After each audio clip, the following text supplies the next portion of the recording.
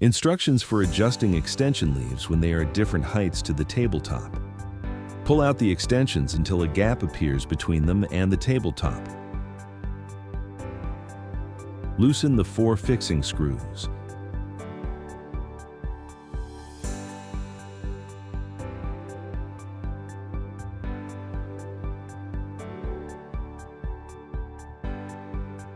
Raise the adjustment mechanism to the required position.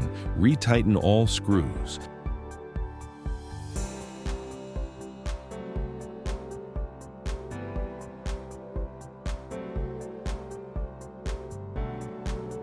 Push the table and extensions back together.